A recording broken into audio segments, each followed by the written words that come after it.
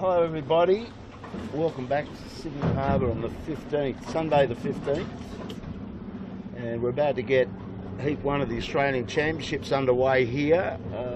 Blake's got the camera on the Ripple side, I think. Yes, he does. In course flag 2, which is an easterly. He's just moved the boat over here. We're in between Clark Island and Garden Island. So this breeze has been swinging around all day. So Dougie thinks that the PRO, Doug Cameron, thinks this is the right place to set this lineup to get this fleet away.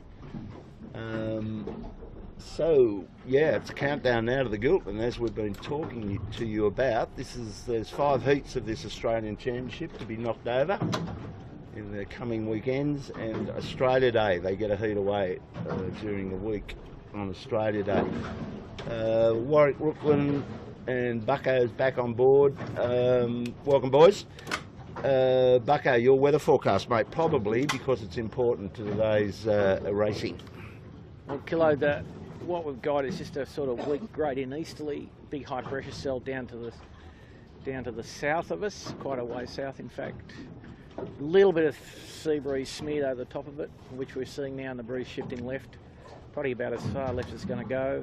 The other big factor today, a lot of water flowing out, some pretty good spring tides, about 1.6 metre differential from low to high today, and a few yacht clubs in Sydney with their floorboards floating at the peak spring tides last week, notable.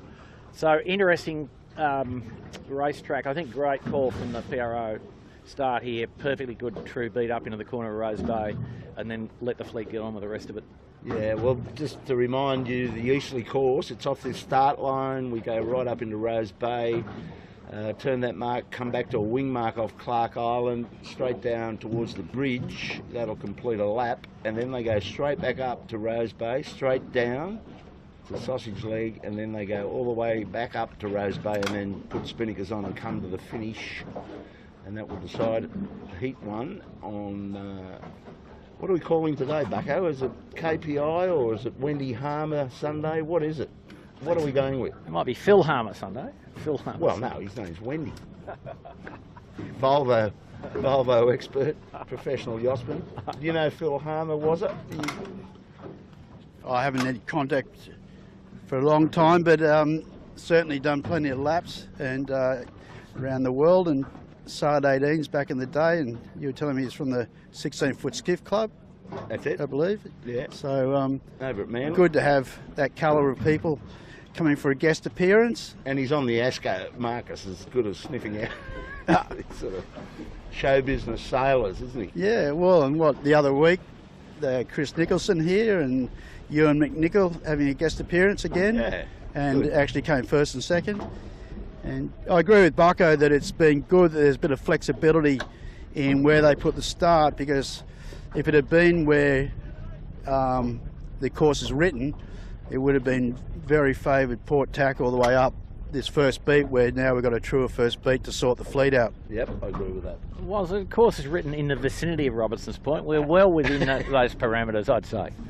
Well, it's only, what, a couple of miles? Nearly in the... I could swim there, it's not that far. I don't think you could, actually. It's almost in the CYC Marina. Anyway, that's what we're looking at, folks. And today, as we're saying, this is getting to the skinny end, getting towards the big event, the JJ. And I'm interested in just seeing how these boats develop. David Witt isn't with us today. We've got the Super Sub Brett Van Munster is steering that vessel, and they've got the size large mainsail. Be good to see how they go. I think they'll go pretty fine, to be honest. It's just a really up and down but low pressure Bucko. What, 6 knots, gusting 10 maybe. Kilo, you better recalibrate your wind gear a frack, I'd say, mate. No, I'd say average wind speed. Not 5. No. Come on. Not far off 10. Maybe right. 9. All right. I don't think there's any 6 in it, I'll put it to you that way. Okay. Nice full pressure day for the guys, not too difficult. And the puffs you might see a bit of 12, I think, Woz. What do you think? Yeah, certainly seeing a few of those little gusts. I mean, the moths up ahead of us are foiling quite easily. And I think, you know, what's good now, like we get to that point of the season where we start to see a little bit of intensity in the teams as they sort of have their focus. Only a few weeks away now, really, for the JJ World Series, and guys will be working harder at training. They're putting a little bit more effort into, you know, their tweaking up their rigs, and going back and talking about appliances online with Brett Van Munster on today. We saw that rig come out of the box before Christmas, the new #1 rig on appliances, and it looked very quick indeed. But that was with the human counterweight. So it'll be interesting. There's quite a bit of downsizing in the steer-up. Be interesting to see how Brett, but he's a good operator. I like him. I think they'll be in the podium today. Yeah, good chance. Yeah. But Brett's no flyweight. No. Well, compared to David, he Well. is a fly. Come on. Yeah, well. So what other changes we noticed out here today? Any other subs? Well, I know Compass Global Markets has got Matty Stenter on the helm, I think. What do you got, Bucko? Can you give us the... Okay, we'll just go through it. Get sort the of computer up. systematically. Mick Lane on the handlebars on the Cooper 62. Jack McCartney away on family business, I understand, in another continent. Steve Thomas in the bow of Peroni with Nick Daly and John Walton.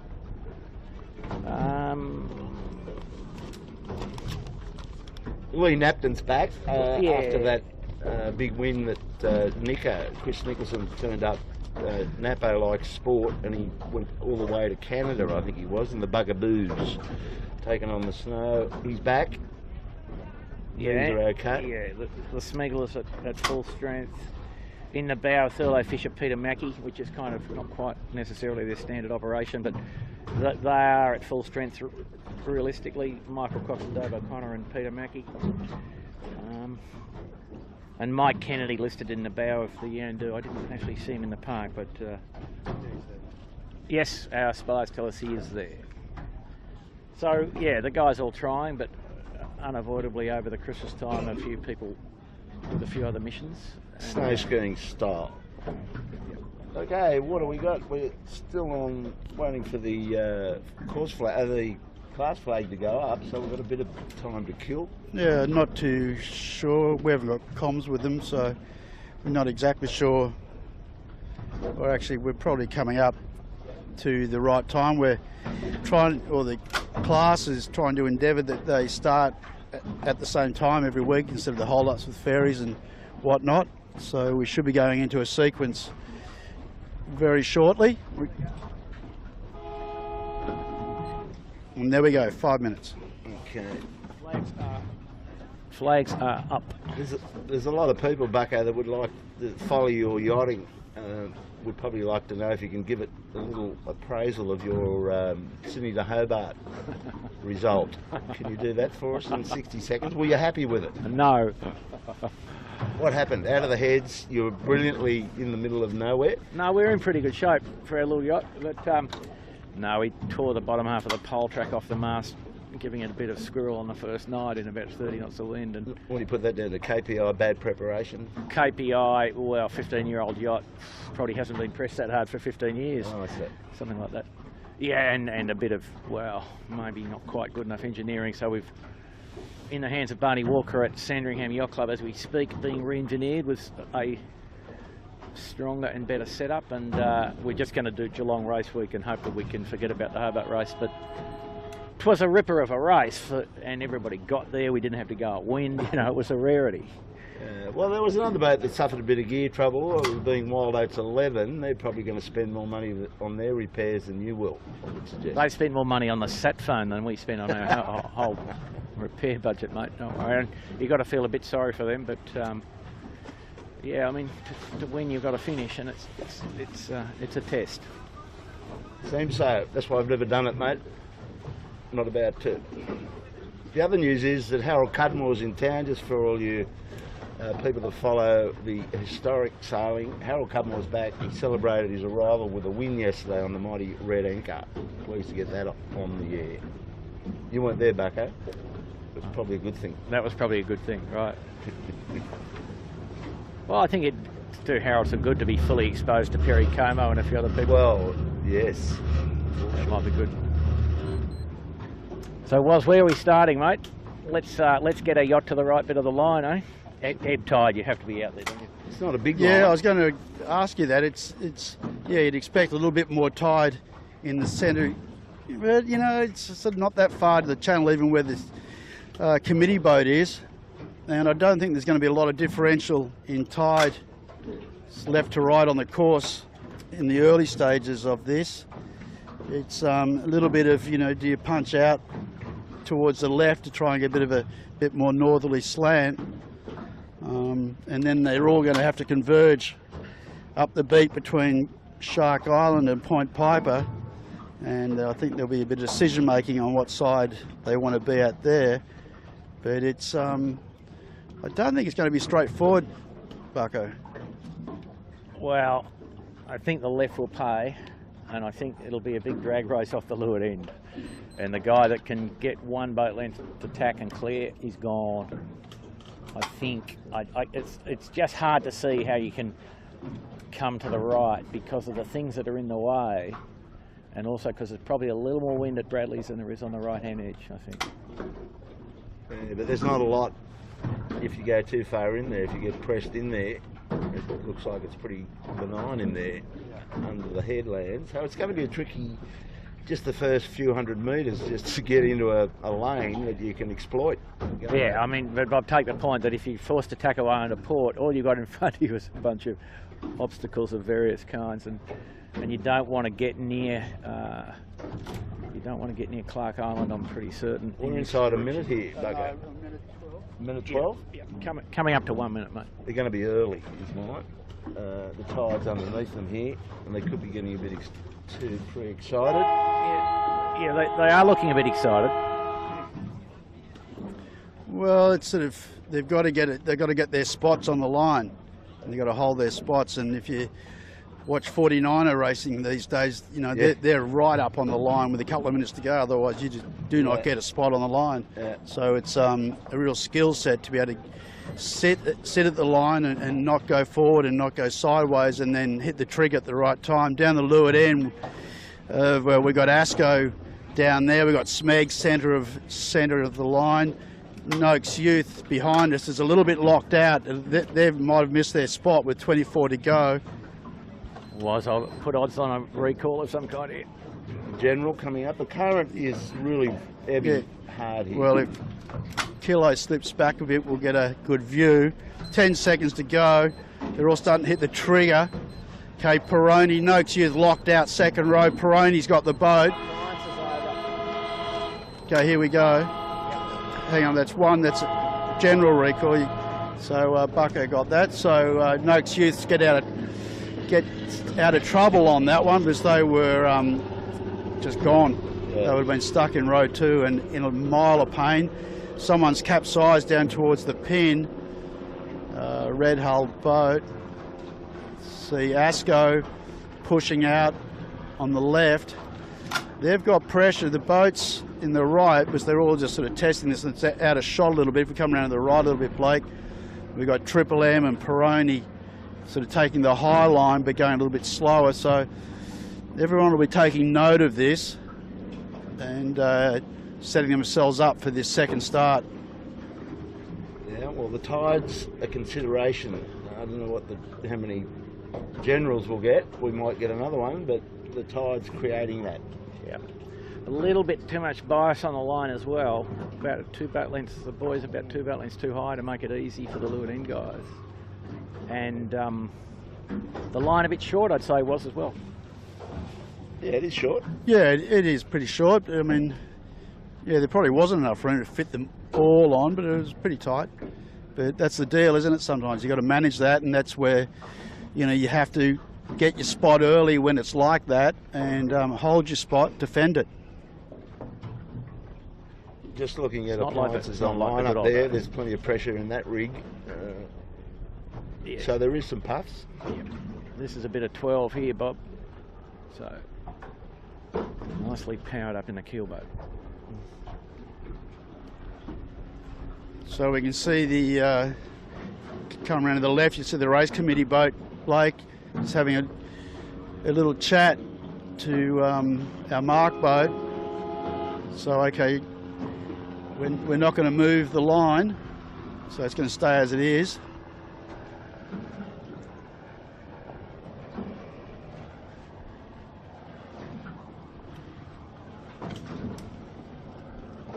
And I wonder whether I'll go for a black flag on this one. Thinking about something. Yeah, you can see someone's been handed another coloured flag. Oh, that's a bit harsh.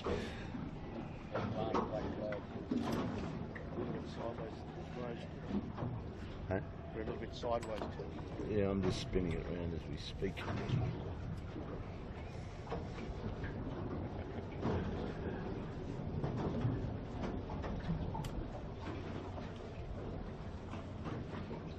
Well, he nearly got that right.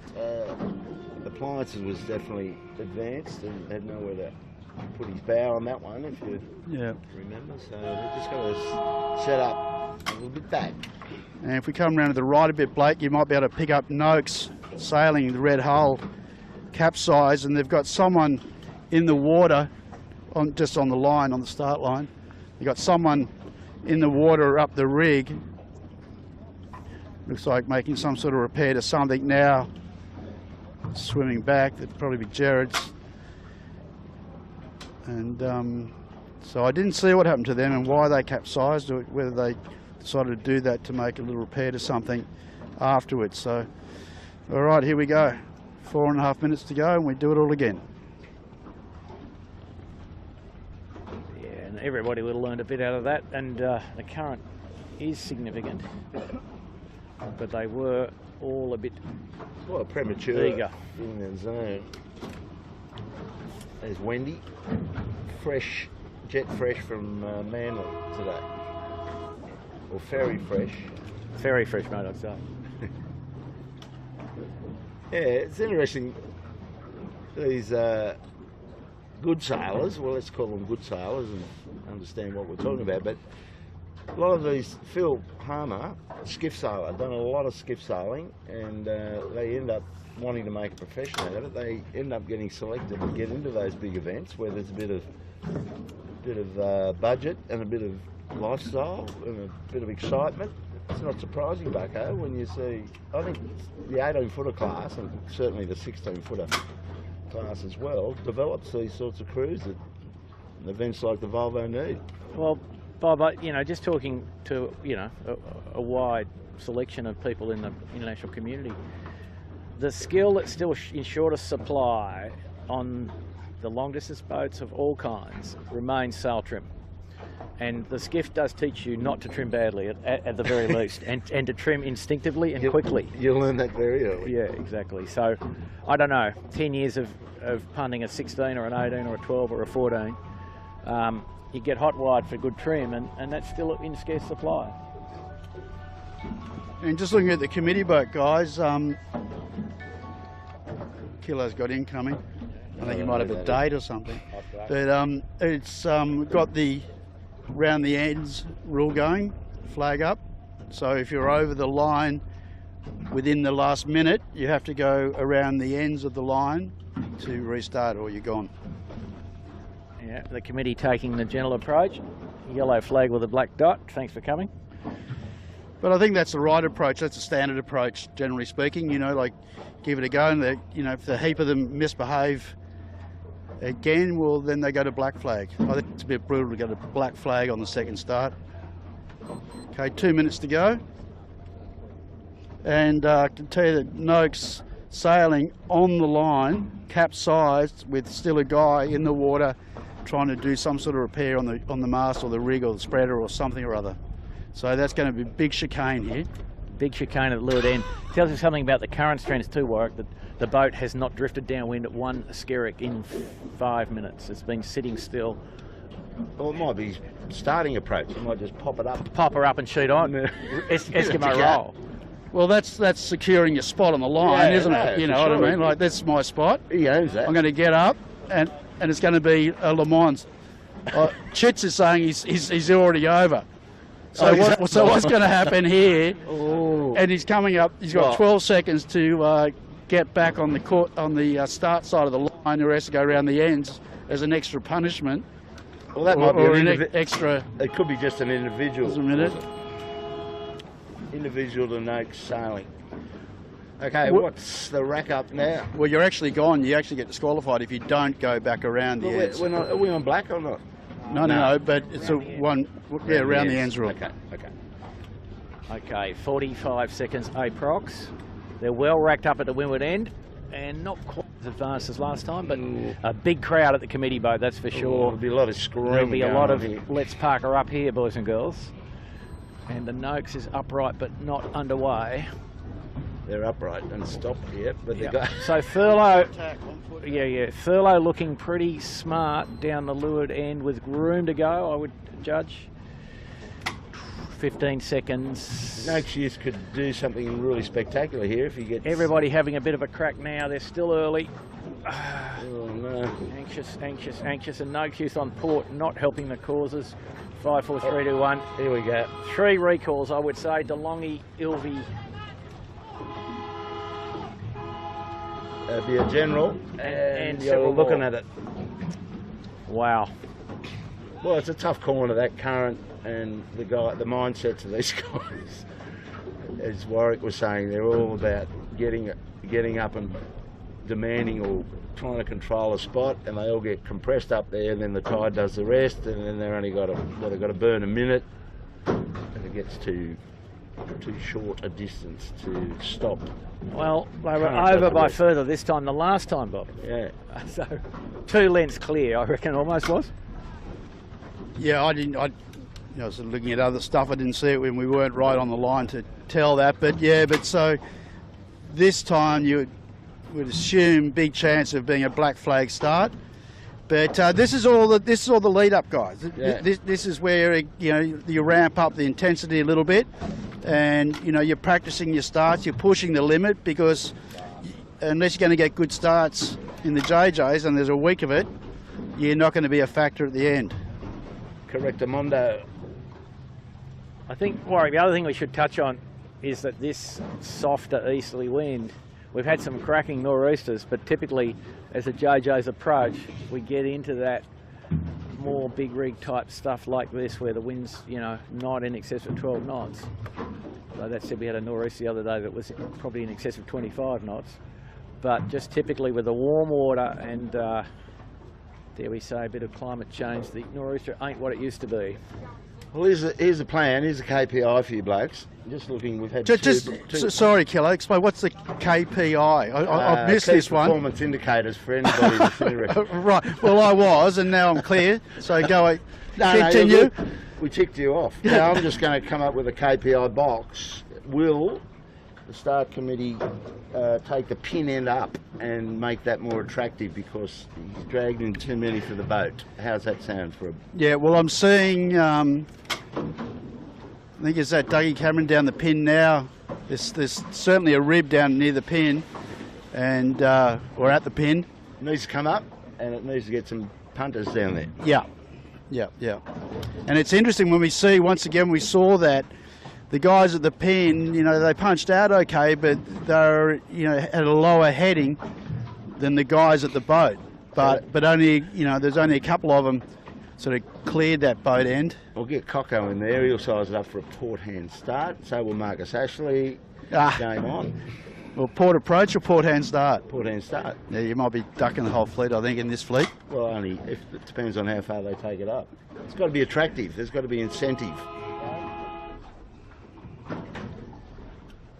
So we'll be in sequence in a minute. And Noakes Sailing, Sean Langman and Jared and Kurt Futuris. They're up and operational again, so that's good. Bit more weight on that team this year with Kurt coming on board. Serious riding moment on that ship now, I would say. Kurt's a pretty good operator. But they've done a bit of underwater rigging and succeeded by the look of it. I think it might have just been a jib luff tension they were middling with, but they're pretty lucky there, because they were needed to go to get up, get sailing, go around the end to restart, and they probably wouldn't have been aware that the boat was over the line in the last minute. Smeg going to win this race? That's a probability, isn't it, Bob? You like them? Yeah. Was it? You like the Smeg? Yeah, they're showing that they're the new target, aren't they? And, Yeah. and in this stuff, could be a little bit tricky. They're very good. Last year's champion. They're getting Yep. their race faces on. Now, second, I'm going to give you Noakes Youth. Yeah, I'll back. I'll stick my neck at it. Okay, top three. I'll go Noakes Youth, Smeg, and then Thurlow. You got Noakes Youth winning it then? Yeah, Okay. just to be different Yes, and no. to back the kids. Ah, well, yeah, for sure. Bucko? Yeah, I mean, same boats, different order. I would think Smeg, Thurlow, Noakes Youth. But it's a split here in it, as we all know. Yeah. I like Asco to bust that up a bit. You got Wendy coming into the crew. He had plenty to talk about, and he's got a few ideas about a racetrack, even though they're round the world type ones. We've got a confession to make, and I'm going to include Bucko, and it's going to be obvious that you would be included, Kilo. Yeah. But there's a red and white checkered flag up, and neither of us know what that is. So we need our blue book or code flag indicator, because these guys are getting trickier than our capacity. Now that's the great football team, rugby league team, mate, St George. So I don't know what that is. It's surely not a time penalty. It's not round the ends, or maybe they're confused. But let's just say that they're not, because we can find they've out. got We an can go over there. X380 head pilot, How about most we go and senior ask him? Qantas pilot, who would be on top of procedures, I'd imagine. Let's so go back and ask him, yeah, boss. yeah. Ask the question. If in doubt, ask. Yeah, we should bring the blue book. Find a friend, Killer. Phone a friend. Indeed. Who would you ring? Excuse me, what is the red and white checkered flag? What is it? A Q flag. What does that do?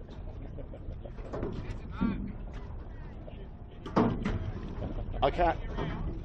If you're over, you're out. Oh, that's tricky. I just still didn't even understand that. It's a subtle version of the black flag. Not as hard as the black flag. Note taken.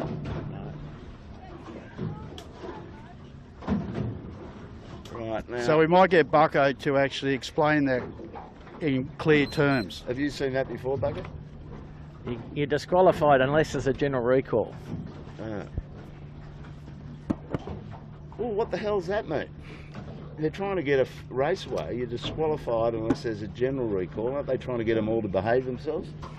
But isn't that okay? So basically, what they're saying is, if with a black flag, if you're spotted as over, and there's a general, you still go home.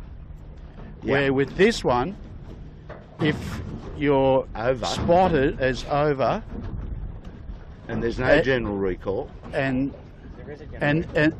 no, There's no general and there's recall. no general recall, you still go home. You're disqualified, like you can't come back and restart. But if there is a general. And if there is a general, you can rejoin the new start. Clear as mud. Clear as mud. Yeah. And pretty rare, so Okay. Anyway, let's see if it works. was all I'll say is unknown in my experience, but there you go. My experience is not that substantial.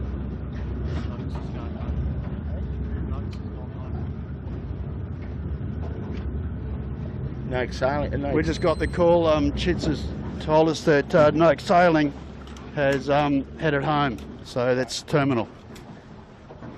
Right, Lining now, up here at the 30-second mark, a big pack at the windward end, and wow. So, Has the pin end been taken up, anybody? no, the pin end remains, Same. I think, where it was. but the fleet noticeably further back, 2 boat lengths further back than it was last time at the same hour, or second, should I say. But Blake's still having a bit of a crack. Smeg's going to lead out of the leeward end with Asco, and they're at full speed already.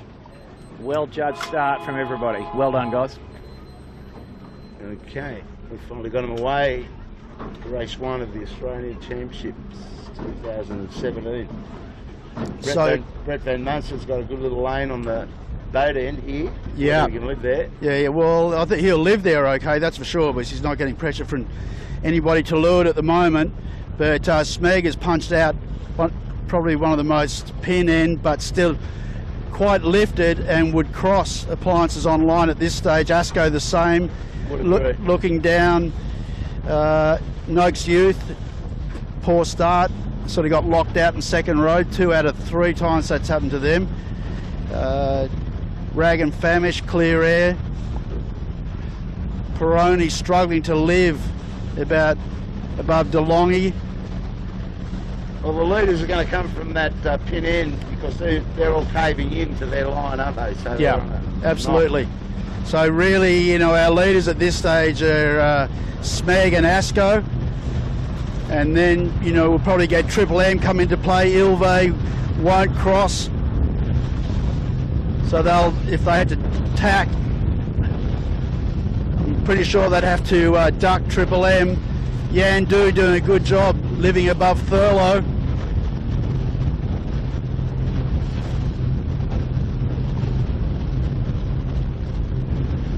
Yeah, it was a good pressure here, and you see on the water surface the tide effect, and I think not so much the shift, but there's plenty of current where we are. There's probably 1.5 knots or thereabouts, and everything gets improved when you're got the benefit of that. Here we are. We're crossing the Smeg, but only just. Yeah, we just got Smeg coming into picture now. First one's to tack, clear the leader, and just out of shot, out to the right is Asco, who have just tacked, gone a little bit further, and the pressure, there's really good pressure in this left-hand side, more pressure than we've seen while we've been sitting around, and a bit of left-hand slant, bit of north slant in it. So the boats that have had to be pushed back, and it's going to be, this is all out of shot, pushed back to the right, have just absolutely got hammered. So as Kilo said, the pin, or towards the pin, was the go, and they've got the benefit of that. So big separations with only 2 minutes and 30 of the race run, and big incident there. Ilve with no rights crash tacked under Thurlow Fisher, and Thurlow Fisher actually did an avoiding tack there. And Triple M got the credit out of that, because they would have been nabbed as well. So wow. Thurlow going back helped them immensely. So it was pretty amazing to watch. Smeg and Asco both sheeted on perfectly at the leeward end. They've got a good 30 seconds over the rest of the fleet, and the rest of the fleet is pretty much in a line, but the 2 leaders have just said good night. Yeah, well, if we head back over to the right a little bit, Kilo, we're going to start to get a little bit of a picture with the appliances, with just maybe crossing Noakes Youth. Noakes Youth was, as we said, second row, punched back to the right early, so we'll get a clear indication of that. So we've got, this is very tricky. I mean, if we're looking, just see where Blake's pointing at, it's all a bit loose here, but yeah, Noakes Youth coming back out on starboard has DeLonghi. DeLonghi, if we remember, was around the middle of the line. So the two, yeah, the ones that are gapped away Asco leads, was it? Yeah, well, they're we're looking back here. If we can come around to the left, Blake, we might get back onto Asco, that's okay. But Asco, who extended further left, got that new pressure, is actually got, you know, maybe bow to bow. I don't know if they'll cross Smeg. It's going to be close. I think they're going to have to duck. Oh no, it's just across. Well, that came out of that, as you said, that extra 50 Smeg, metres. hang on, there's word that Smegs was given a call. I think they were sort of saying that they should have ducked them. But we saw a big split in the heading. Oh no, they're still smiling. I don't know, maybe revving them up. Yeah, no, I think there's just a bit of teasing going on there. I didn't look like he had the duck, but Marcus did do a little jab away just as the transom got into the bad place. So Well, I tell you, it's interesting to see where Asko's going now. He's got his bow down underneath point fibre, so this is the game of yeah, Drake's. Asko can't go much further there, Kilo, I don't think. Yeah, but Otherwise he's going to come out high, is what I'm he's suggesting. in danger of running out a window. No, you'll be fine. He'll come out high, is what I'm trying to High? suggest. Are you over there riding him, are you, mate? Yeah, no, I like what he's doing. I don't Okay. mind that at all. But interestingly, the smugglers have gone split and gone the other way. They see something advantageous and they're bowed down into the next. So it's all over the shop here, as it should be. We're approaching the Dardanelles, Point Pipe and Shark Island. Yeah. Oh, I think the smugglers have sort of gone, okay, we have to stay in the wind. They gave back about 15 seconds to Asko by sailing in less wind for a bit over a minute there. But they're not high. No, Asko's not high, Kilo. So fold those cards in. No. So, but he's about to step into some, so he's okay now. But you're right. This is a critical part. But Smeg's well positioned to come back on port. Wouldn't be too concerned if I was him. But the strongest wind now is where Asko is, I would suggest. Okay, we've been racing for 6 minutes, and it's amazing the separations that you get in these easterlies. It's certainly not straightforward, is it? There it is. Well, yeah, what we're saying. Smeg v Asko. Yeah. So Smeg now on port tack, Asko coming on starboard tack to converge. Asko crosses clear of Cooper's, who actually I think has pulled a bit of ground back to Asko. So the sort of the three chasing are Thurlow, Triple M, Rags. We're watching Asko here in more pressure. Boys are pointing at the pressure. They're talking about what's coming. There's lots coming. Yeah. I think they're going to want to get back in touch. They're going to tack in front and below Smeg. Well, Smeg was just high. Yeah. The last 30 Not a seconds. clean tack there for the Asko boys. A little bit of rust. But going back into pressure. Very up and down this pressure as we get into this little part of the course. Smeg should make a little gain here. They've got a little lull at the moment, but then their bow is at the point, at the corner up here where there tends to be more wind and more stability. The funnel is getting a bit narrow, as Kilo would say. The Dardanelles is narrow. In play. And just as long as there's no bombers around, we're happy. Well, it's interesting looking across the Coopers, 62 and Triple M and Furlow and even Appliances. There's a good vein down that shoreline as usual. Well, the Coopers has done well. They've clawed their way up to third. Thurlow and Triple M having like they're tied together with a big rubber band. And Smeg just playing a real high mode in this, just trying to drag the main on as much as they can most of the time and just really push and stay in these bands of pressure, which is quite even across this part of the course at the moment. Now Smeg crossing Asko easily. Yep. So they've made a gain there. Asko now in a bit lighter air. So advantage back to Smeg. Yeah, pretty easy work from the smugglers. Asko not slow though, and full inversion there, Kilo, so that's a 12 knot puff, okay, at least. Got to get windy on the low hook. Yeah, Wendy was looking a bit keelboat lagged in the tack. I thought he was run up the hill, mate. He's got to get low. Yeah. Okay. They're sailing well. Nice looking race.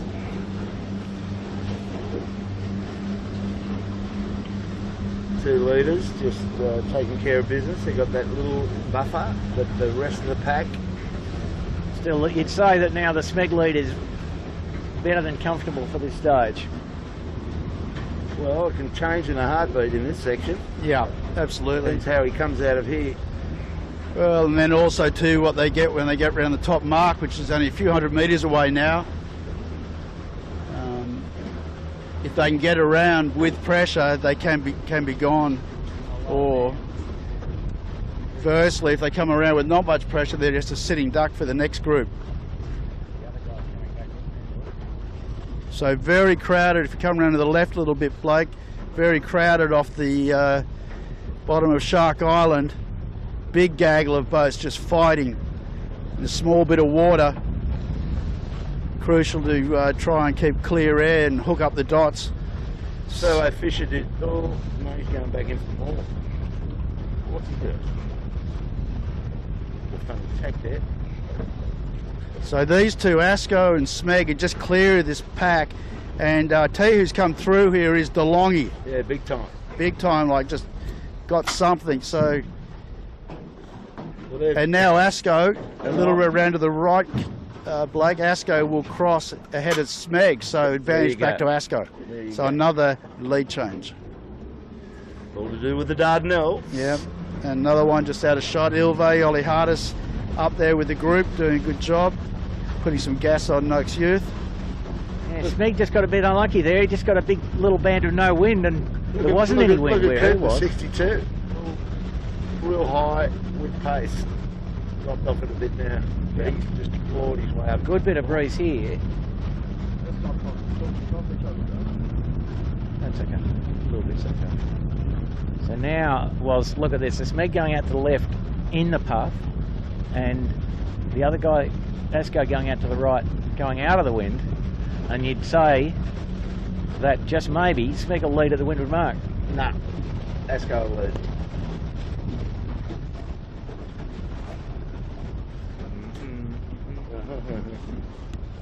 Big puff coming for Smeg, but Asco's going to come in on starboard, which is always pretty nice. It's got to get some wind.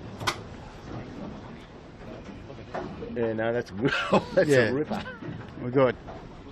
We're on Asco at the moment, so yeah, Asco will cross in front of Smeg. We'll be able to tap underneath them in the head, but Smeg's got more speed, obviously coming in here. A little bit overlaid, but Asco might just have enough to punch through. But the thing is, now let's watch the set here. Smeg will have to wait for Asco goes. Smeg waits. They've got to get through this fleet, guys. Correct. On port tack, and their whole. Just watch the other part of the fleet come around, Kilo. That whole sort of second group is really compressed. Third, good job. Cocko. Third on the water. Who would have thought from where he was less than 5 minutes ago. They were all over him. And watch this, and we're on the mark here. We've got starboard tackers coming in with rights. So that puts a kitchen maker around in fourth. Noakes Youth, same deal. See, that's good operation. Was you had the rights. The guys that attacked early tried to come in from a long lay, had no rights. So kitchen maker and Noakes Youth made up big time there. Well, a little bit wild on Noakes Youth and steering there. Triple M. A little bit of an issue on Cooper's Rag and Famish. Now that's sorted. DeLonghi around next. So DeLonghi got pushed back about 5 boats there. I tell you what, looking up ahead, Mojo in trouble. Looking up ahead, was it? The Asco escarped that little head into Point Piper. Smeg have dived way earlier, and they're a bit soft. See that? Yeah.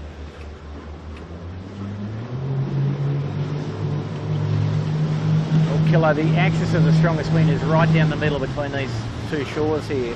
Any deviation to each edge has got some risk involved, so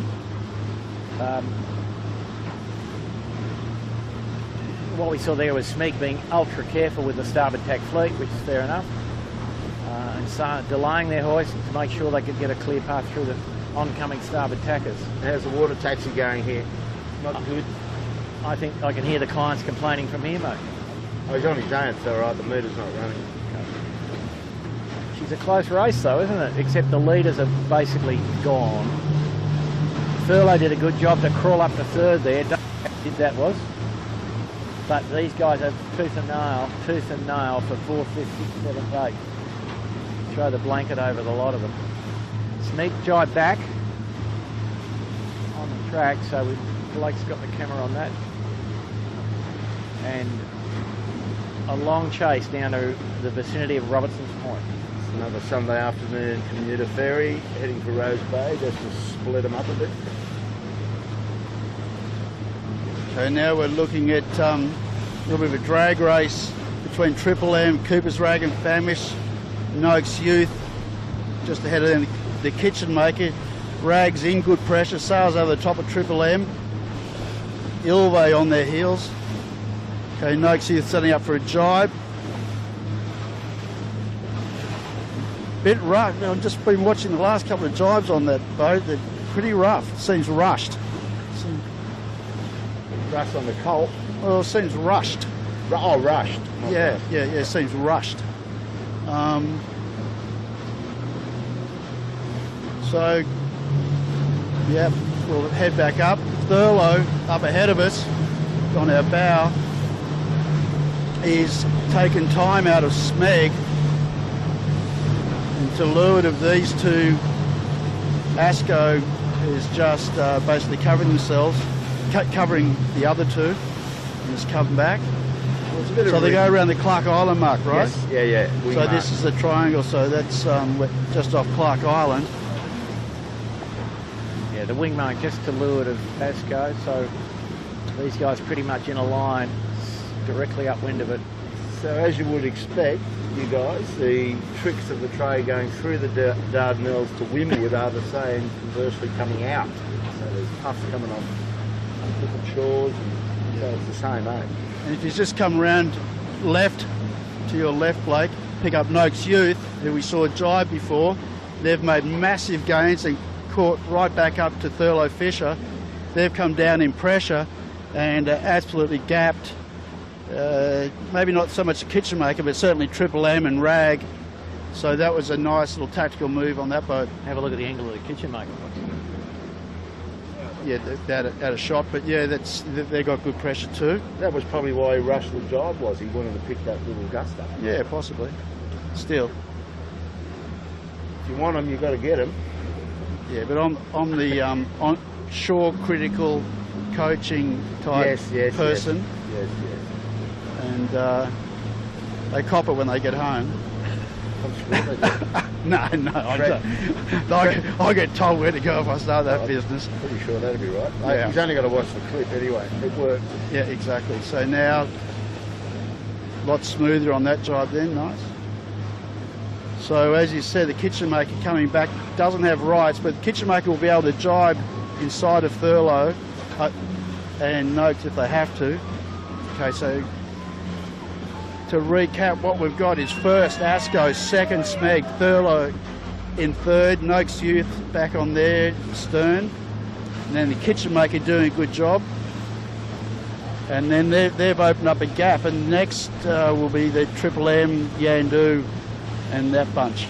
Well, Kitchen Maker's right up for this today. That's Stevie Quigley and his son Tom in the bow, and Sammy Ellis on the sheet. They just keep improving when they get a big rig and it's manageable.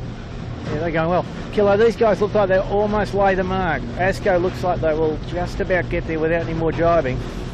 And these guys don't need to hide. We could send them a little SMS to say, take the depth, boys, take the depth. Steve Quigley just heard you. Yeah, just put the bow down and let her rip. Well, Steve's in a situation where he can do pretty much what he wants, where the two boats are ahead, and they're trying to find the mark. They still haven't located the mark. I can see the body language on the Kitchen Maker. Oh, and while they're doing that. So now the boats in front, they're getting a little push down. See, Smeg is trying to get up, guys. Oh, they're out of shot. So none of them are looking for that down mode just yet, except for maybe Asco Bucko. All the others are sort of going a little bit lower strings and main off, trying to get height. Yeah, I mean, Asco's still sailing full bore. Asco might have a little problem with the Manly Ferry as well here. Great race. The mark should be on Asco's bow, or very close. Between the catamaran and the point. No, they can't. They're well camouflaged marks, though, as we well know. The Manly Ferry going to affect things here, do you think? The Manly Ferry is in play. And it's going to cut inside the turn mark, I suggest. and we're on Asco now, and they're definitely looking for height. They've just got a little bit of a slant, bit of northerly slant here, which is pushing them down, and the chasing boat Smeg out of shot is definitely looking for height. And as you said, Bucko, could big interference potentially with the ferry here. Blake will stay on this. I'd say more than interference. Yeah, and that could be a bit of a game changer. So let's see what Asco does. This will be spinning us down if it pans out the way it looks. The ferries don't tend to change direction. He knows where he's going, straight ahead. Yeah, which is just going to really compound the issue a little bit for Asco. Yeah, I can see the mark. Asco is not going to get round their bow, and definitely the ferry is Smeg's getting trying around to starve a little bit. Exactly. Smeg's in the box seat here to get the lead. I can see the mark dead on our bow. So Asco is going to knock off soon. Oh, they're just punching around the front of the ferries. So that's a get out of jail yet commitment. Good effort from them. The good judge of the speed and distance. The skiff's probably just going slightly faster than the ferry, just enough, by the look of that. He just slowed down a And tad. the ferry just took the foot off the pedal as well, I think, to help the cause. So nice work, Kilo. You got the blue guy behind us here. We got one overtaking us. That's right. Yeah, we're about to get run down by the high-speed catamaran ferry. Brace yourself. And I'm on the crash side of the boat, Killer. Don't make it happen. Okay, if we just slow down maybe, Kilo, and we'll pick up this action. Well, that high-speed ferry's going to do some carnage as well, isn't it? So Blake, if you come round to the right a little bit, sorry mate, you got Asco knocking off their chute. In the road of the fast ferry. And now they're starting to get it down. So they're going to sort of reach up two sail to the mark, and looking behind, the other boats, the chasing boats, Smeg, Thurlow, Noakes Youth, are going to lay easy. Now they've got guys in the boat. So breeze got a little bit softer. They're going to have to and jibe, rotate it aft, yeah. So Asco managed that well. Lottery tickets. So we've been racing for 22 minutes.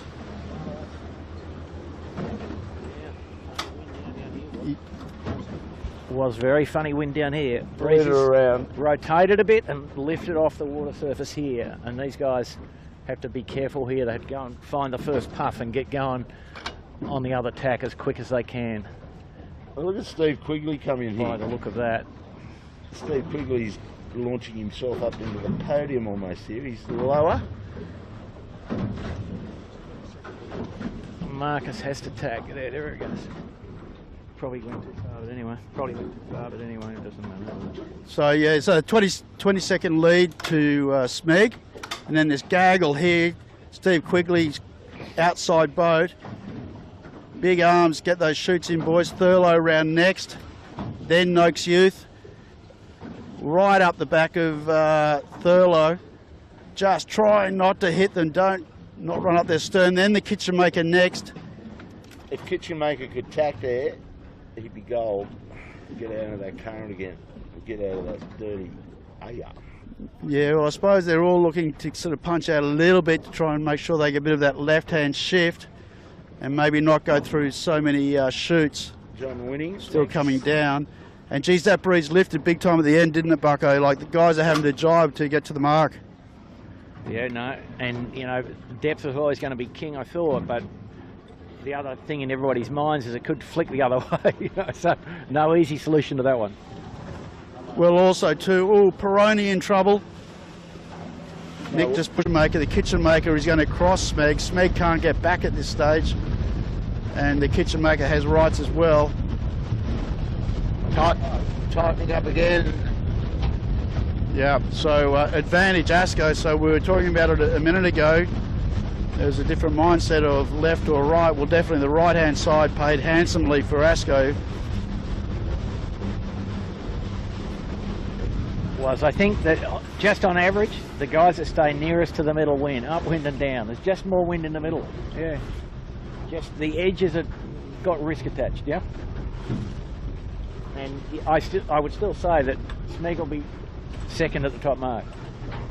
Ooh, Bucko. Well, they're good at fighting themselves out of a hole. Well, they are. They're very good. But right where he's at the moment. And they're just on our stern.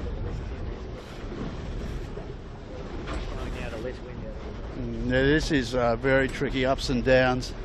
Asco tacks. So does Cocker.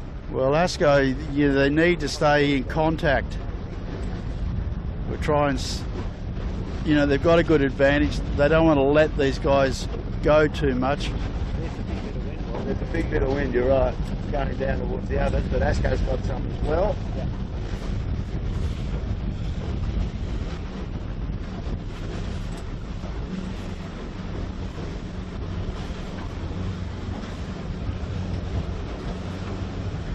The black sails of no sailing, they're just having some practice, folks. They're not in this mix.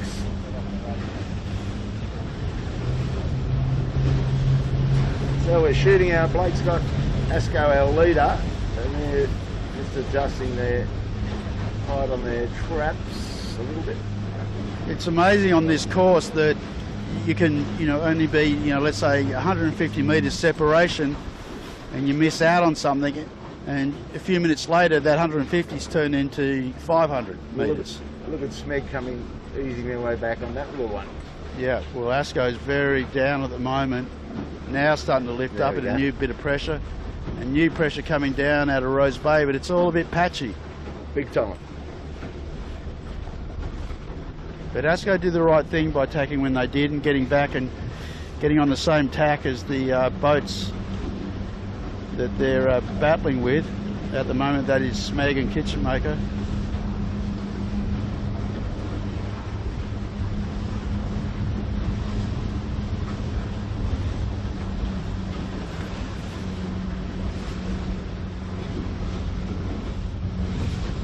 Pretty straightforward for Marcus Ashley. He's got Smeg tucked away and he's going into the bricks, so he'll just put one on him and go all the way as well. Won't hurt one bit.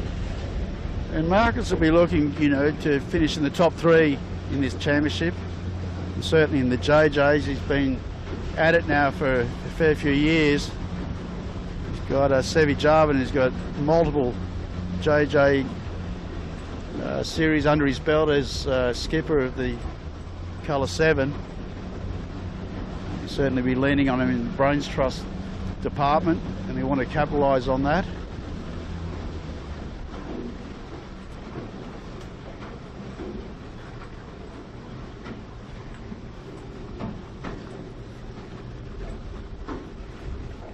Got Geronimo Harrison in the bow.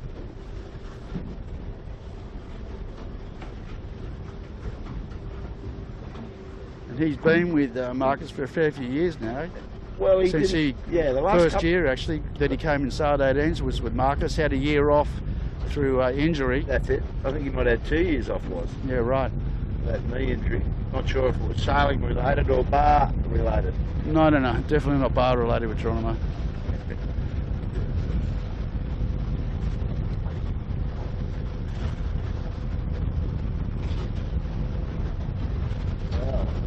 Down on the Smeg side.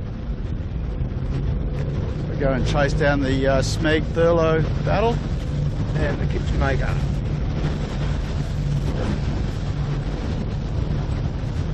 Johnny Winning's making a good fist of this today, as you were saying. He's right up in the chasing pack. Yeah, he's doing a good job. Interesting here, Smeg stealing himself some cards. They've got wind all the way to the island.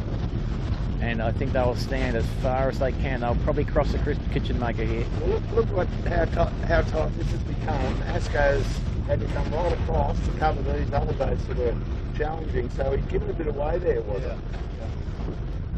Oh, the Kitchen Maker just crosses the Smeg. Yeah, you're dead right, Kilo. These, in fact, this is all compressing again. The Dart Mills, mate? Yep, and the Smeg, the Kitchen Maker, the Thurlow, closing right up the back of Asco, who hasn't had a great tack. Smeg, good tack. In a good bit of wind too, was they? In a good bit of wind too here.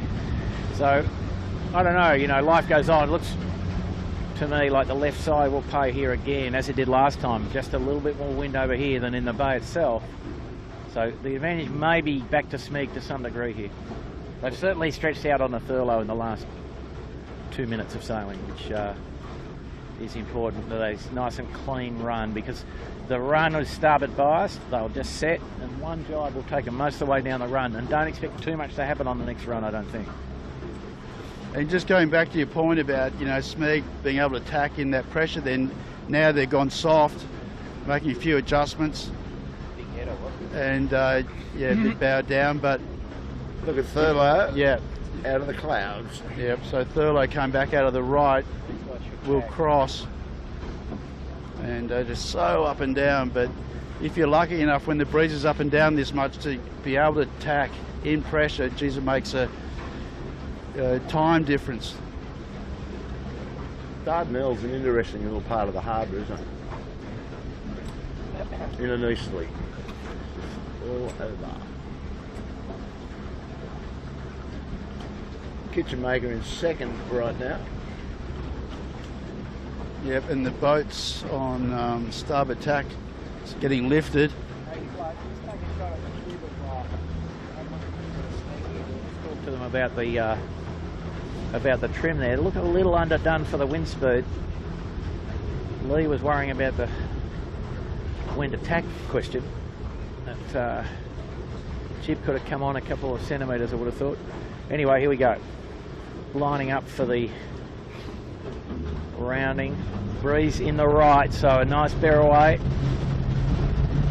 Judicious jibe, well clear of Shark Island. How's that, was?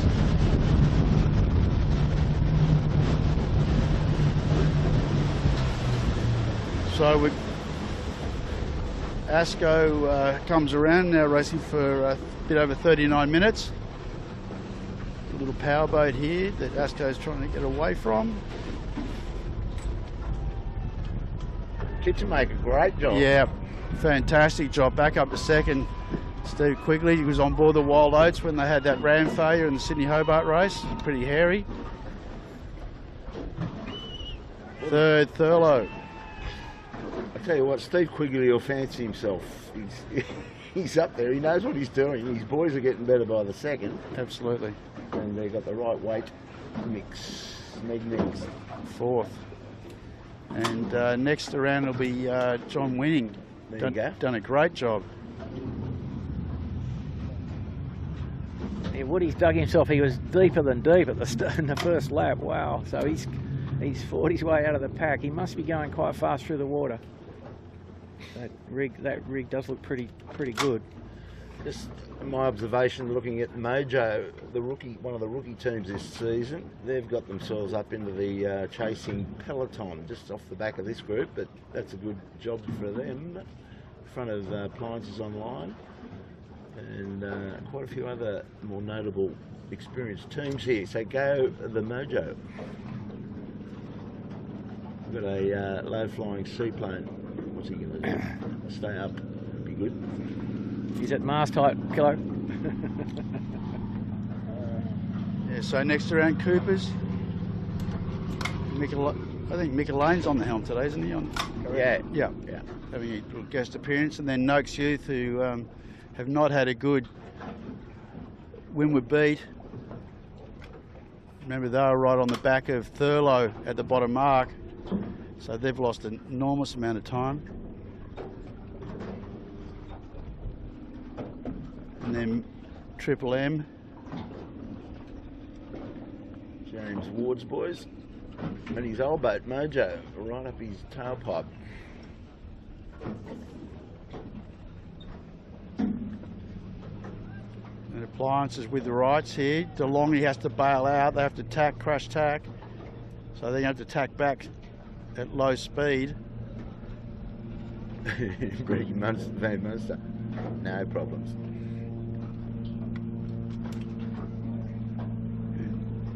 Then line 7, John O'Witty. And then next will be Nick Daly, or no, covers Global Markets, then Nick Daly on Peroni. Whoa, John O'Witty. Oh no, we're not on it.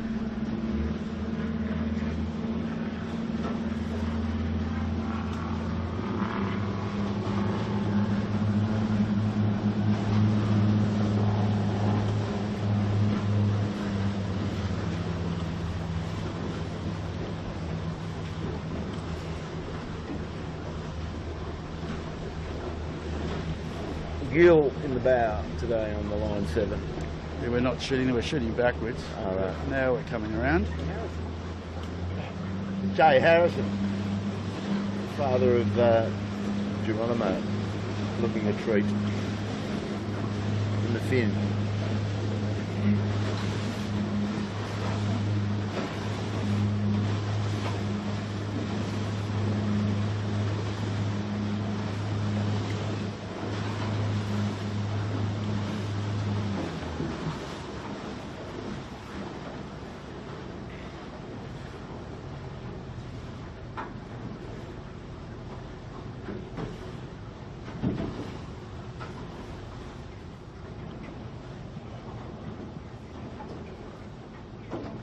You can see how quick these 18s skate away when they get a shoot on, and are looking at Asco right over on Bradley's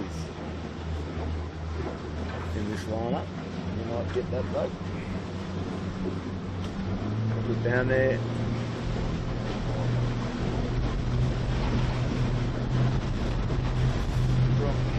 Nearly in the fist. Who's that? Oh, okay.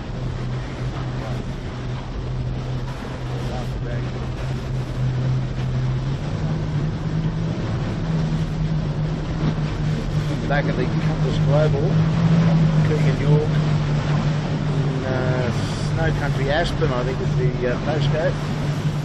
Maybe stand up, sub in for Keats. Maybe do a little bit more to get up in the action department.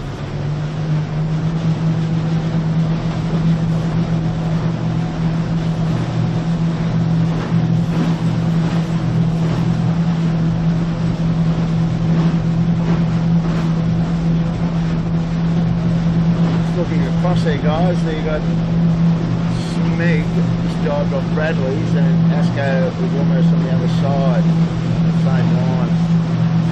That's the difference. But hang on, there's Kitchen Maker now. Well, What's he they're done? down. Kitchen Maker's on the opposite drive to Smeg. Now It's all out of shot, but a long way down, but That's up with the interesting. lead, yeah. And in fact, He's they're in leading. the lead. Yeah, Kitchen Maker in the lead. That doesn't surprise me one bit. Yeah, so looking downwind, that they were more on the left-hand side of the course. Smeg, or Asco, sorry, over on the right-hand course near Bradley's, and yeah, so new leader, great job. Had three leaders so far. Well, just see what you think of this concept. By going to Bradley's, you've got the tide pushing you out of the harbour, and then you come back and push it again, whereas he's gone down, obviously gone down that other side, stemming the tide, and now he's not been, he hasn't been as affected. Yeah, no, I agree. There'd be a little bit less tide over on the far left. Kilo, if you race a slow old keelboat downwind here, like an Etchell, you go down the other side of Clark Island, such as the extent of the current effect. So these boats aren't immune at all, and the effect is different because of the planing speed, but there's still effect, exactly. Now, Well, the cat is amongst the pigeons.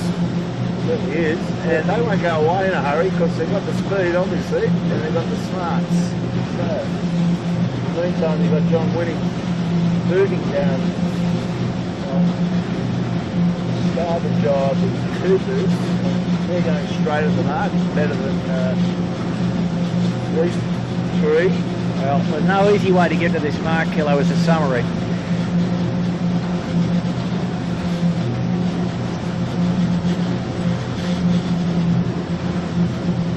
Interesting. But I'd say that the Compass is in a bit of risk now. I'm sorry, yeah, the Kitchen Maker's in a bit of risk where they are now with less pressure looking at Asco, and I just had to jibe back, which is what you'd expect.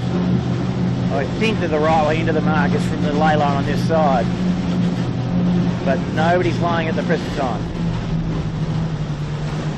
So, you know, what you're saying is correct. Is Asco on starboard, and we're looking straight ahead, Blake, at the leaders. Asco on starboard. He's going to get through it. So Kitchen Maker just crosses, so Asco took some time out of them and is now pushing as we look downwind out to the left again. And the guy that's been in the left the longest has had the advantage on this run. So maybe, you know, as a protector, it's easy for us to say that, you know, with that advantage that Kitchenmaker had, they might have sort of jibed back in front and led back to the left again. But they are certainly looking downwind. Well, he's trying to get his Get out to the dive left. angle in. Yeah, he's looking now for the mark. Sorry. And he's got a little cruising boat here. Okay, they're starting their jibe now. Smart. Well, they didn't want to get locked out from that other boat either. So, breeze very up and down, very puffy. Okay, now there's 3 strings and heading at the mark. I've got the mark, it's basically on our bow. They'd be optimistic about enough header here. I'd say they're pretty close to the money, and they should get a little header looking at the guys upwind of them, but that might not happen. It wouldn't phase them. They're going to get there pretty safely, I'd suggest. And On starboard. yeah, here they go. The header's upon them now. So, ooh, that looks good, was Yeah, that looks very handy for them. And the guys to weather of them, they're a little bit soft. It's all getting a little bit softer now. The guys that are to weather of them should get a little bit more land effect than these guys, and these guys are definitely on basically their final approach. Yeah. Yeah. Very good ley line. And with a little bit more pressure coming down for them also, Bucko. And the other guys are going to come back at not a nice angle. Well, I think Asco will come out of there all right. And these guys will have to do 2 more jibes. It just didn't quite. And it's probably worth overcooking it a bit to avoid having to do 2 quick ones. But Asco come off the shore on some good stuff. And okay, Asco's not really on low. They have to go in soft to get there or do another jibe. So Kitchenmaker will do a drop and then jibe. Asco probably maybe do a late jibe drop and then just 2 sail to the mark. What are they going to do here? Yeah, they do. So we're dead. Things turned around the wrong way. Then Thurlow, having to flag their shoot at the last minute, will have rights on Smeg. They've hit the zone. Overlapped. They've hit the zone overlapped. Smeg's arguing that. Definitely Thurlow has rights in my mind. John Winning pulled right into all of this. Yeah, he's pulled right into it. So Smeg. Ooh. Lee Knapton having a laugh at Cocko. Cocko did have rights, but they've dropped the chute In the tide. and put the brakes on, and John Winning has come around the outside. Important development here. Smeg's bailed early. Yeah, And that's smart. in my view, is going to the right place. So the game is on. There's 6 boats within 1 minute. How about that? Well, even more than that, guys. Look back, you got Noakes Yeah. Youth next, right back in the game. They've all Same got as it. Appliances, same as Triple M. So that bunch must have come down, we weren't watching it, but they must have come down with better pressure. And straight at it. Yeah, at the last sector, because, yeah, so that back little bunch did better in the last part of the run than the leaders. So this is nothing over on this. This is not decided. The only thing that might be over, Blake, how's the battery looking in the camera? The It's fat, the fat lady's in You the wanna change change room, it? though, was. Okay, well, we might do the change down here, Mr. Chitto. We're going to do Chitto, we're going to do a battery change. Best to do it here than bouncing around. So anytime you're ready, we're going to stall the live view. And Blake's got to do the quick draw on the graw on the new 50 minutes in race. We've got a picture of go. Well done, Mr. Kirby and Chip. Now they had an accident 101 by the Mojo crew. Oh, God. Yes, you need. Not that much. Not that much. Not that much. Not that much. What did I say? Well, they're 2 rookies. The Lumix boys are right in with them, and I think the boat behind them is there's the 3 rookies together. Good on it. I'll be laughing about that in the bar later on.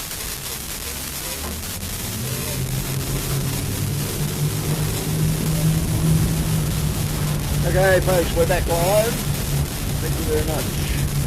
Kilo, the first rule of 18-footer sailing, thou shalt not run square. Yeah. The old boats used to like it.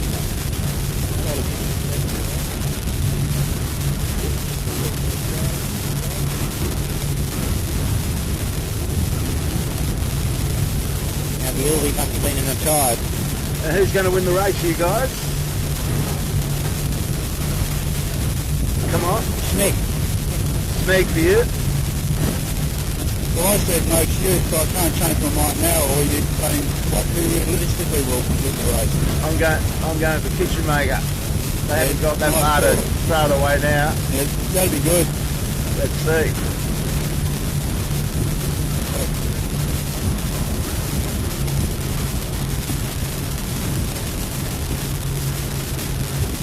Kitchen Maker nicely positioned to cover the rest, going up here nice and high. Port tack, can't be better than that. Furlough's gone to the right. Yeah, and you've got lots of pressure, Kilo. This bird just kicked right back in again for the moment. And gone a little bit further right. So they're all comfortably three strings. Yeah, there's a little flick right now with this new pressure. Nothing in it, is there?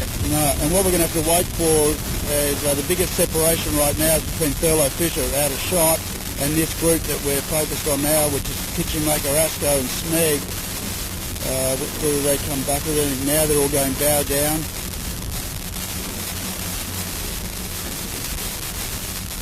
Geronimo Harrison, little adjustment on the Asco.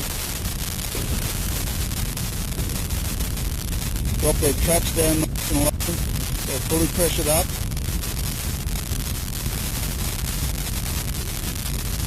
And there's another thought here, you guys.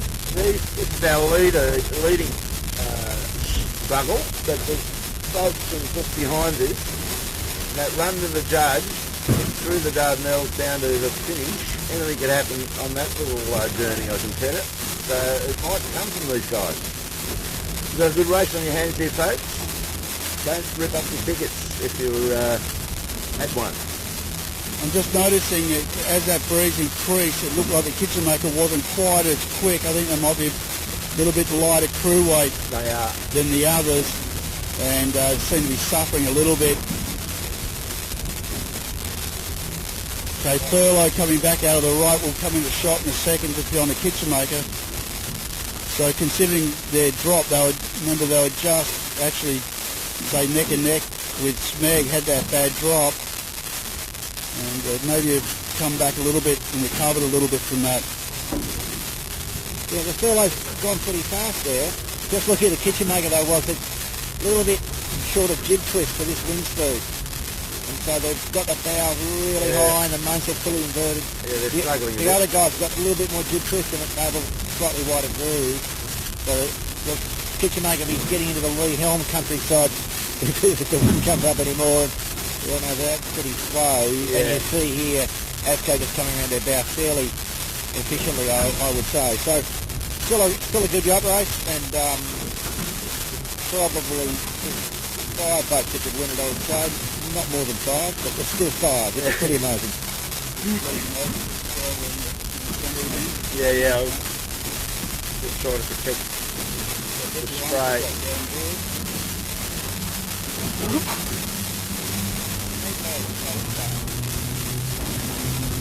So we're back on the battle between Smeg and Asco now. Kitchen Maker, as we were saying, struggling a little bit with speed when that pressure got up. And I don't know if we can catch it on camera, but that's dropped them about, I don't know, 8 boat lengths in that last sector. Now Asco trying to put a little bit of a squeeze on Smeg. We might stay on this battle, Kilo, and watch this. So Smeg will be pushing really hard to hold their lane here and follow them up. Lee Knapton doesn't usually worry about an arm wrestle. He sort of relishes it. What I've seen. It looked to me for a while there, it was like he was trying to press forward, not press high. He was trying to get to the forward control position, like a match racing keel boat, you know. They're very even, aren't they? Look at Mr. Coxon. Yeah, I think he's too close to weather of him to put the bow down and give him gas on your thing. You can see Asco now trying to get up to close that gap. He's fast enough though. He's in front of us now. Go down there. Yep, certainly close. Yeah, and they're going for... And that arm wrestle's allowed Furlow to come into the... Yeah, we're going to Furlow will come in the shot in just a second and certainly come back. So Furlow's picked the shifts up here very well and certainly not lacking any boat speed. So they're now within a boat length. You can see it visually as they cross of both these boats. So the top three quite firmly right now, and we're going to see the winner of this race out of these three. And we're on Furlow, Killer. Is going to be Asco, Smeg and Furlow Fisher for the win. Kitchen Maker spat out. Well, that's a little rise in this sense, but I'll tell you what, it's cost Kitchen Maker, but it's helped Furlow now. In the bows of Furlow, we've got the human counterweight in Peter Mackey, subbed in for Brent Barnabas, and Peter Mackey got some riding moments, fellas, and this boat's been jumping since it came up. Leverage. Yeah, and I think the other boys like more wind a bit too, Bob, you know. Well, if you've got a big fella in your boat, you want to get some value, don't you? There he is. Christmas hands. Right. Have you ever shaken his hand? Oh yeah, I have. Oh. Yeah, no, it's done work. That's what you're looking at. Yeah. The leading tree. Cockato's looking fine here. Yeah. Meg's still leading, I've got to tell you. Asco has now tacked. So the game is on. Smeg tacked simultaneously or thereabouts. All boats well positioned, I would say. All in a good line of wind here. But the Dardanelles away, as Kilo would say. So now we're going to, in a second, have a clear visual. Little bit of advantage back to maybe to Asco and to Smeg. Smeg now got Asco sort of pinned away a little bit. Probably Asco enough bow forward not to be affected by that. In fact, they are. I'd rather be in Cockato's shoes here. He knows those two at each other, and he's got that little advantage of picking where he's going to tag. Well, they're out of phase with each other. Yeah. That's the whole deal. You sort of, so it's going to be who is going to get the next shift, the right shift, and that could turn things around. Good stuff for Coco. Yeah, good stuff coming down here. And Coco likes this separation. He's going to need to do something different to get back to these two. For sure. So he's going to keep rolling the dice and basically do the opposite thing to what Smeg and Asco are doing, who are caught up in their own little battle, as you said, Kilo. And Furlow about to get good pressure. Coco just looking over his shoulder to see where the opposition is.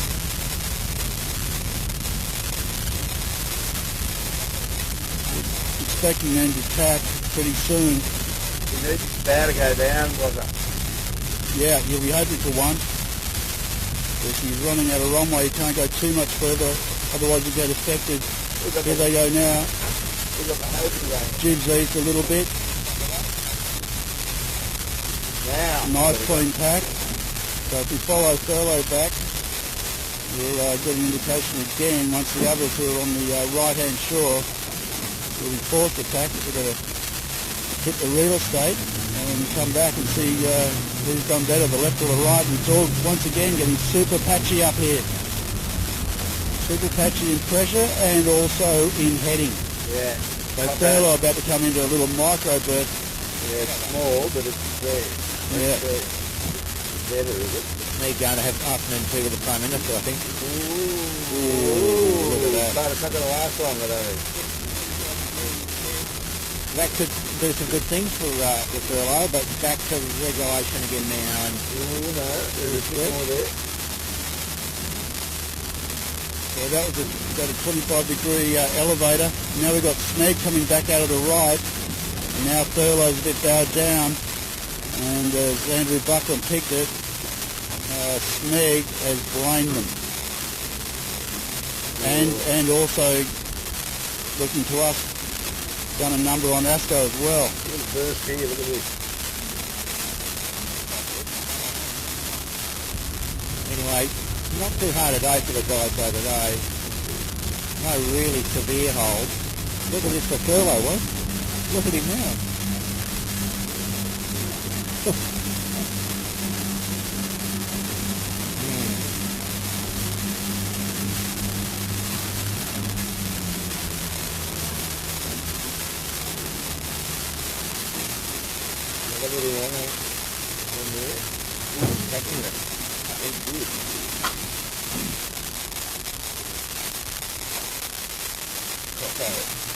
Tiny cards, as hard as you can. How many cards in this section though? Like that? The big pack. The big pack in here. A couple of jokers been mixed in. Yeah, it's going to be fairly comfortable now, I'd say. But anyway, let's continue. The fat lady's warming up. Yeah, I was going to say, I think the pack is loaded with more jokers than normal. 4 pack and 10 jokers, was.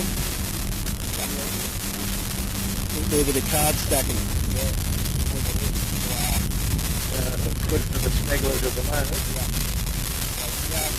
They just pulled off a couple of good ones and they've got this last bit perfectly right. And ASCO has to tack 2 more times. The Smeg will go to the low line. And I think farewell the fleet.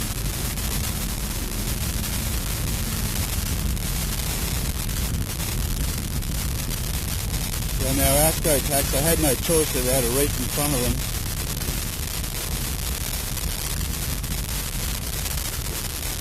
And coming to these tiny little huts, they don't last long, but they're powerful. Yeah, and as Bucko just said, that's scary. You've got to be on your toes, you've got to be picking them because it's okay. I mean, you can deal with the lifts, but if you get a big header and you're not ready for it, that's big danger. Have a look at this, the Smeg into the mark on a perfect line of birth. So when you get rich, sometimes you get richer, don't you? I mean, compared to what the other guys have had to do just here, the Smeg looked like they had no wind, and then Big Puff just turns up and comes comfortably to the mark. And have a look at that, crack sheets, wow. So he'll be thinking, okay, set guide as soon as we can, and the job's probably close to done. Good show. Still got to get it across the line. They've got to give themselves a good crack, that's for sure. I mean, sure, they've stuck a quick 40 seconds in the ASCO there. Yeah. Good. Good. Good. And, you know, by this time of the race, the other thing, of course, is that the guy who's second, part of his energy is devoted to staying second. He's not any more thinking he's going to win the race. Yeah. And likewise. So you wouldn't expect to see any changes in the order here from here on in, but there are opportunities. Oh, ASCO nearly in the tide on the last pack. Oh, that's that. The Smeg just got to go and hit that shore, dry because you have to, and just let it unfold. He doesn't have to invent anything too tricky, does he? Yeah, it's a tricky beat though, wasn't it? From the bottom, you wouldn't have predicted this, I don't think. Yeah, it's been a bit of a pattern, isn't it? It's tricky at the bottom, settles down a little bit in the middle in terms of pressure and so forth, and then tricky again at the top. And just to mention, John Williams, he's hung in there really well. So he's got the better of the kitchen maker. Yeah, probably masters of the class. Yeah, the statesman, Bigly and winning, and a good battle for 4th place. Batting at the 4th, and Yandu sneaks just ahead.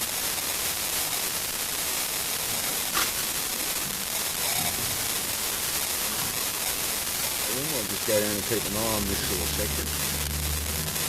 Now they're too far back. Yeah, might be finished. Slow set on the kitchen maker. They're having a bit of an issue now. Now they're going. Yandu better set.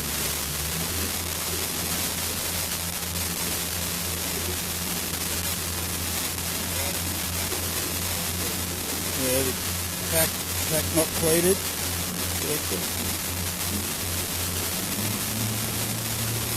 Now to bring all that sorted, and rag and famish next. Just got a shot appliances online, just behind them, no shift. Around the mark now. So these guys actually, like, rag and famish could come to a kitchen maker on this. Yeah, for sure. Got some tricky bits in here.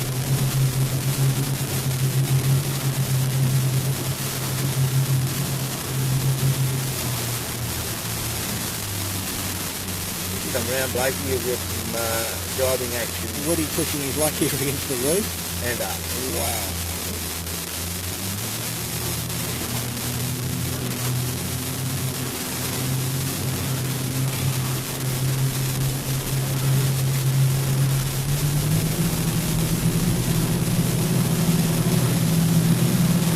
We're on Yandu, and Yandu's actually really good pressure. We just had a shot of furlough just on our bow, and that's just coming back to furlough. Real quick.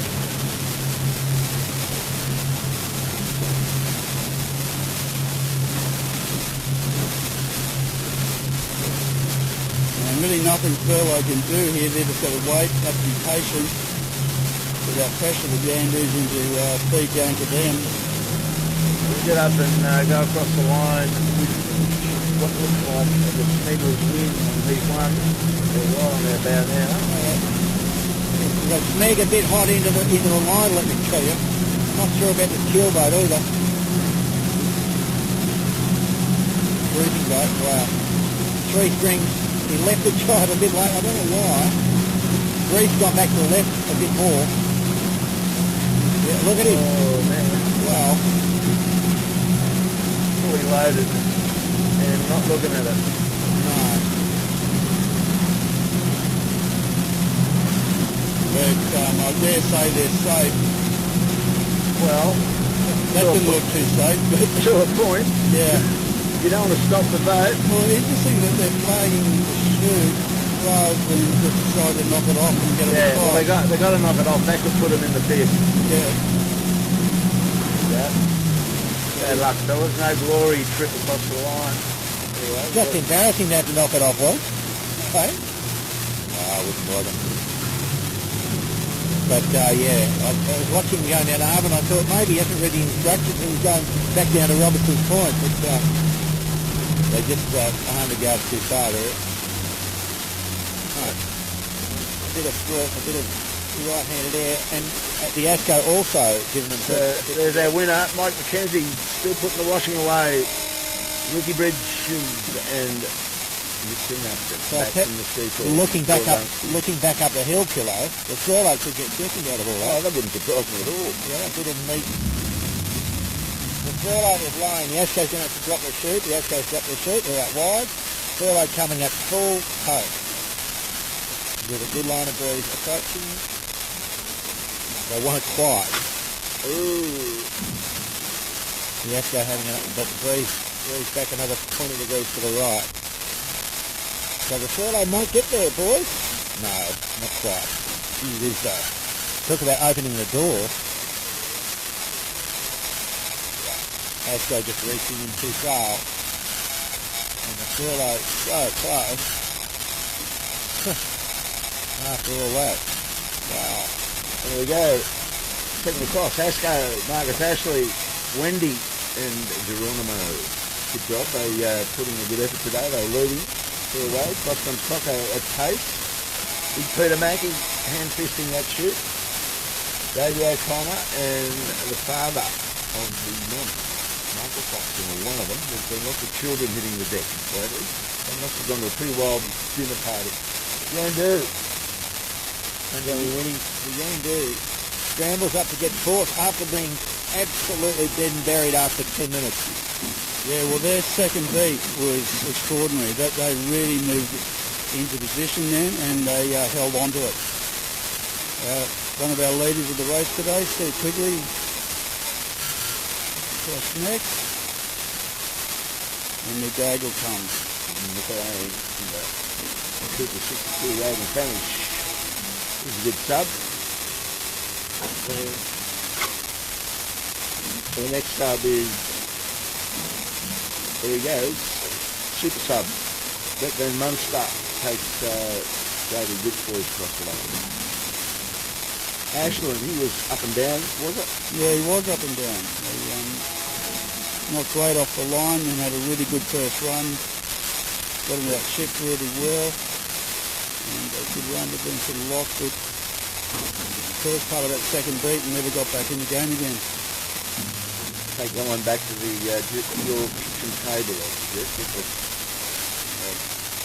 Get the Monopoly set out, move some things around. Peroni. Nick Dale, he was never in there today, he was missing in action. And going towards guys, and then he's off the band. Put on next over.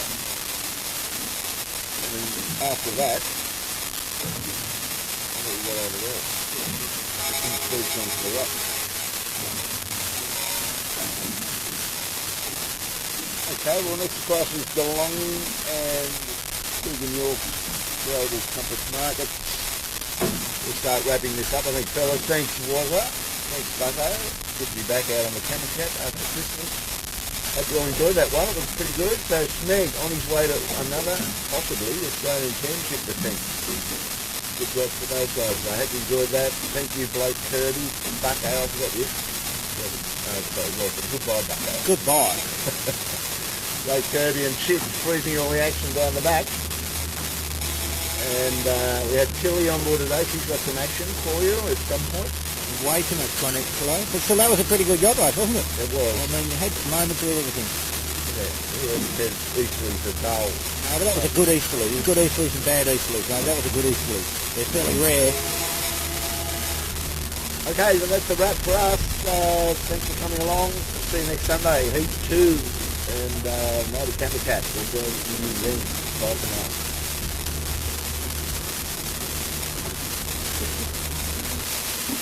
Really, but I didn't